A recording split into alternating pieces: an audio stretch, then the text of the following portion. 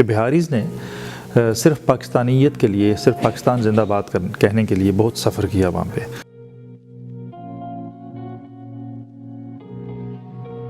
میں ڈاکٹر طلعت شبیر، میں ڈائریکٹر ہوں China Pakistan study centre at institute of strategic studies اسلام آباد۔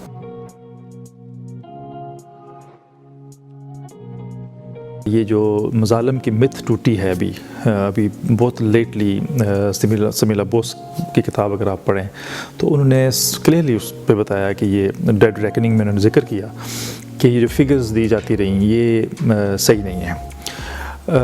آپ کو شاید یہ اندازہ بھی ہے کہ وہاں پہ 34,000 آرمڈ فورسز کے 34,000 لوگ تھے وہاں پہ، جس میں 23,000 جو تھے وہ انفینٹری کے لوگ تھے جو جنگ کے اندر انوالو تھے۔ ویئرز اس کی مقابل میں دیکھیں گے آپ تو جو فگرز ظاہر ہے وہ تھوڑی سی 1.5 لاکھ سے لے کے 4 لاکھ تک انڈین آرمی وہاں موجود تھی، اور مکتی بانی کی جو تعداد، جو ٹرینڈ انڈین آرمی نے جو ٹرین کیے ہوئے تھے لوگ مکتی بانی کے، ان کی تعداد 1 لاکھ سے زیادہ تھی۔ تو آپ دیکھیے کہ جب آپ انڈیپینڈنٹس لوگوں کو پڑھتے ہیں جو اس ایسٹ پاکستان کرائسس پہ جنہوں نے لکھا ہے انڈیپینڈنٹلی، ان کی رائے میں یہ جو مظالم کی تعداد، جو مظالم کی جو انٹینسٹی، جو اس کا والیوم بتایا جاتا ہے وہ اس طرح نہیں ہے۔ تو اب یہ ہے کہ کافی دیر تو لگ گئی، لیکن میرے خیال میں بھی انٹرنیشنل اسکالرز بھی اس بات کی تائید کرنا شروع ہو گئے ہیں کہ بنگلہ دیش میں یا ایسٹ پاکستان میں جو مظالم کی داستانیں سنائی جاتی رہی ہیں وہ ایسے نہیں ہیں۔ ویئرایز کچھ لوگوں نے یہ بھی ذکر کیا کہ ویسٹ پاکستانی فوجیوں کے اوپر بڑے مظالم ہوئے، ظاہر ہے وہ تعداد میں کم تھے، ان کی فیملیز وہاں پہ اسٹرینڈ ہو گئیں، ان کے اوپر بھی ظلم ڈھائے۔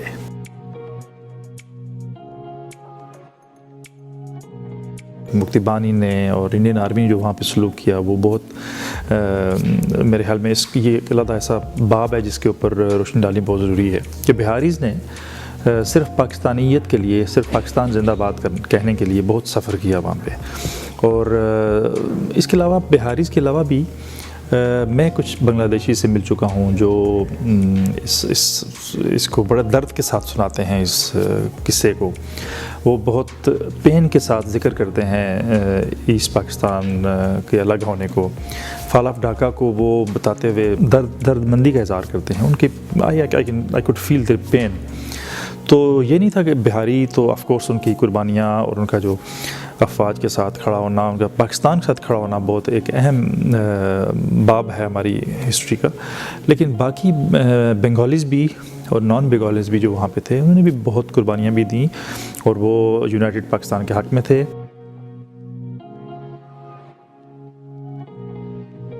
انٹرنیشنل ریلیشنز میں you move on with relationship, تو جب بنگلہ دیش کو آپ نے ایکسیپٹ کیا، اس کو ایز اے کنٹری ریکگنائز کر لیا، تو پھر آپ نے ایکسیپٹ کر لیا، تو ایک اچھی کوشش پاکستان کی طرف سے ہوتی رہی کہ جی بنگلہ دیش کے ساتھ کارڈیل ریلیشن شپ رکھا جائے۔ لیکن سم ہاؤ دوسری طرف ایسا تھا کہ وہ ایک خاص باعث بھی تھا، ساتھ جو ہے نا ایک فیلنگ تھی اینیموسٹی کی کہہ لیں، یا ایک تھوڑا سا ریسٹرینٹ بھی تھا۔ لیکن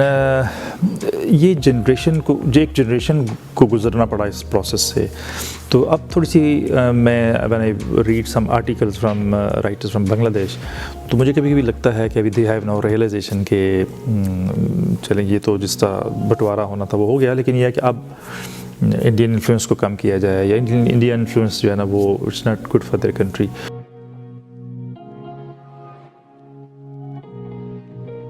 لیکن مودی نے، چونکہ مودی کا ایک ہندتوا کا جو نظریہ ہے وہ اس کو پش کرتے ہیں کہ جی پاکستان کے اوپر ہائبرڈ وارفیئر کا جو ہے نا اس کو کیا جائے، اور اس کے نتائج جنگ کی طرح کے نتائج حاصل کیے جائیں اس سے۔ اب اس کا جو بڑا ٹارگٹ ہوتا ہے کسی بھی ہائبرڈ وارفیئر کا جو ایک کانسیپٹ، اس میں یوتھ، اس کسی بھی ٹارگٹ ملک کی یوتھ جو ہے اس کا ہدف ہوتی ہے۔ تو جو ہمارے ہاں یہ ہے کہ ادارے بڑی اس پہ کوشش کی جا رہی ہے، لوگوں کو انفارم کیا جا رہا ہے، لوگوں کو بتایا جا رہا ہے دس از ہائبرڈ وارفیئر، آپ کو تقسیم کرنے کی کوشش ہو رہی ہے، آپ کی اکانومی کو ٹارگٹ کیا جا رہا ہے، آپ کے لیڈرز کو ٹارگٹ کیا جا رہا ہے، آپ کے اداروں کو ٹارگٹ کیا جا رہا ہے۔ تو ایک خاص قسم کی تقسیم کا ایک ماحول بنایا جاتا ہے، ٹارگٹ جس ملک کو آپ نے ہدف بنانا ہو، ہائبرڈ وارفیئر کا. تو میں جب when I look at things اور اپنے اداروں کی پہ دیکھتا ہوں تو کافی کوششیں ہو رہی ہیں کہ آپ اس جو ہائبرڈ وارفیئر ہے اس کے اثرات کو زائل کرنے کی کوشش کریں. آپ بھی ہائبرڈ وارفیئر کا مؤثر جواب دیں. تو ایک تو ہم نہ صرف میں بلکہ ہمیں اپنے اداروں پہ یقین رکھنا چاہیے. جن لوگوں کا کام ہے ان کو پتہ ہے کہ انہوں نے اس کو کیسے ہینڈل کرنا ہے.